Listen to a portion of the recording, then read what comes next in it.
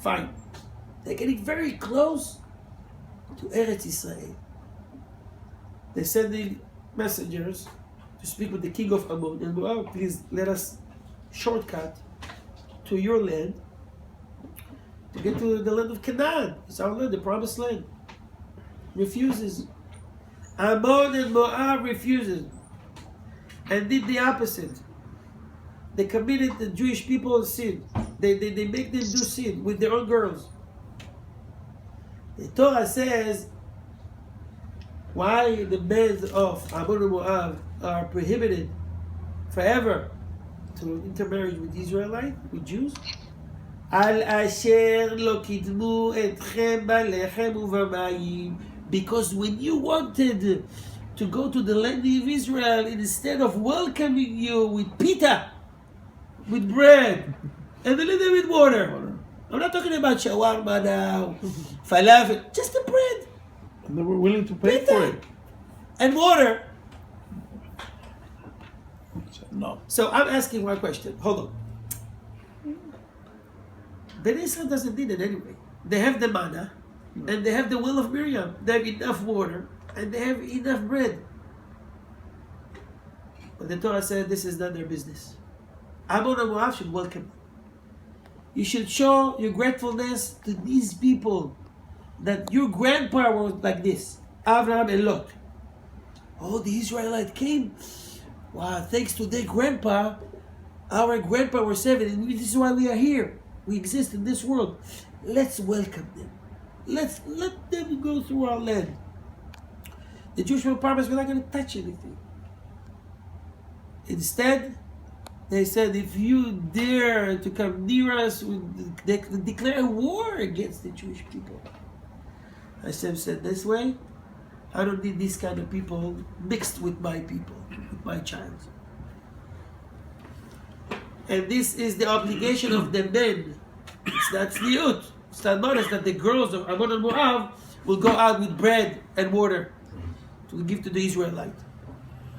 Why the men didn't go out? They were ungrateful. I don't know, they were cheap, they were stingy, I don't know. The main reason, ungrateful. And Hashem says, if these guys will mix with my people, it's going to run in the DNA. They're going to contaminate my sons, my children. No, forever. That's not going to happen. So I was thinking, many years later, when Sancherim mixed the nations, I can define today who is Ammon, who is Moab. Back then, you could tell. People knew the other nations' history. But today, it's Hashem's job. He's not going to make it happen. If you're the direct descendant of Moab and Ammon of today, Hashem will make it one happen. This is Hashem's job now. But you can learn from that, if they would accept the Jewish people, welcome them with just a little bread and water, they will be permitted to join the Jewish people if they want. So those who are close to us, what happened to them? Not giving wine or water, something to drink, or pita, take them now far away, distance them, rejected them. On the other hand, you can see that the wine, the bread, the water brings those who are far close to Judaism. How you can find them, where you can find this story. Many years ago again, Moshe Rabbeinu is running for his life because Pharaoh wanted to kill him. He went to the land of Cush. He was there for almost 40 years and then left the house of Yitro. Who is Yitro? Yitro is the Pope of those days. Very respectful, very wealthy, well known all over the world. The top of the top. He has everything. He has jewelry and cars, and he has, great salary and health insurance. He's close to the king. He got it all. Moshe meets his daughters by the well, saving them from the other shepherd. Yitro look at the window. It's still early in the morning. He sees his daughters coming in when they usually come very late. What happened? They tell him the story. Moshe saved us. I'm shocked they started wanting to bring all these things. What? Why didn't you bring him here? Bring him to eat bread. He invited Moshe Rabbeinu to sit down at his table to eat and drink as an act of gratefulness. Sitting together, talking about, he's sitting with a great person, Moshe. Turns out, bottom line, Moshe Rabbeinu influenced Yitro. Later on, he converted his family. He became a true Noachide. And he respected the Jewish people. He left everything behind.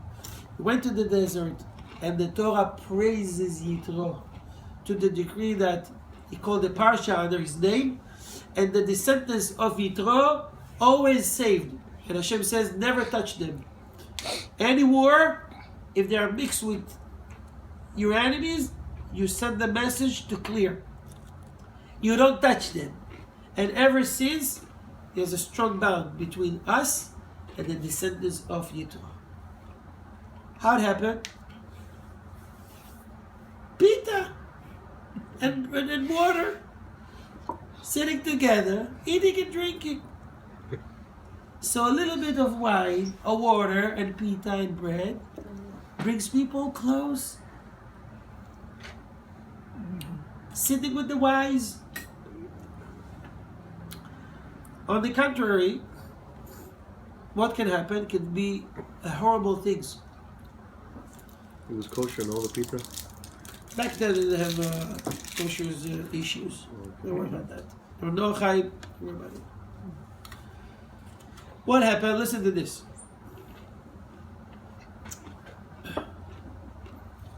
First king of Israel was Saul.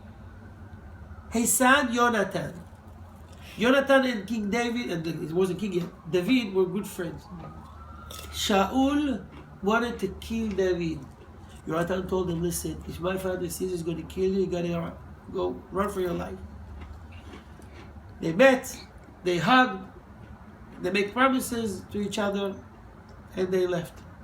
David was running by himself to a place called Nov, the city of the Kohanim. Ahimelech was the highest priest. In his possession has the ark, and he has the sword of Goliath, and they do the services in his place, in his Nov, called Nov. What happened after that was a disaster. David ran all the way. He came exhausted. David almost died. He didn't drink. He didn't eat. He knocked on Ahimelech's door and he says, give me something to eat. Ahimelech says, I have nothing. I have here only the lechem apanim. It's the holy bread. Showbread. It's for Kohanim only. Till the end of the week. What can I give you? It's a whole, you can't touch it. And we told him, the halacha says that in a case of emergency, like I have right now, and you don't give me, I'll die. And he says, you're right, that's the halacha. He gave him and the people with him the food. Who was there seeing it? A guy named Doega Edomi, Doeg the Edomite, running to Shaul, says, there's a conspiracy against you. He says, who? The highest priest, feeding your enemy. Feeding my enemy. He called Ahimelech and 80 of the Kohanim, young and old, accusing them of betraying him. And he says, Doeg, you told me about it, you gotta kill me. By the way, Shaul ordered the head of the army of Ner to do that. They didn't want to touch it. He said, cut the head off. Kill the highest Kohen, highest priest. They refuses. He says, I'm not touch the Kohen. Never heard, unheard of, that you refuse the king. So Shaul says, you gave me this news, you take care of them. They killed all of them. Then Shaul took his army, entering the city of Nob, killing all the children, their wives, the animal, wiping out the entire Jewish city of the holy people. Almost no one left. And because of that, what happened after that? The city of Nob was destroyed with all the priests. Doeg lost his share in the world to come. Shaul and his children died in a war. Why? Because Yehonatan, few nights before, did a big mistake. When he told David that his father wants to kill him, they hugged, and David says bye-bye. Yehonatan forgot to give him one thing. What did he forget to give him? Bread. A pita and water. If I would give him 2 pita, that's it. It would have saved. It would save, all that would happen. He would have to go to Ahimelech and eat from the special holy bread. Nothing would happen to the Kohanim and not to Doeg and not to Saul and the children. Water and a simple bread can save life, can save many lives, can bring you close, it can bring you separate distance. Don't take this lightly when it says drink, and drink a little bit, and drink with the company, and take care of other people. Don't drink by yourself, the people there. Gedola legima, it's so great that the rabbis put it in the Talmud, the great warning, it's a red flag. With measurement and share. Could be a great thing can come out of it. A non-Jew, the Pope, can become a Jew. Or a Noachai, kosher man. Or a disaster for not giving.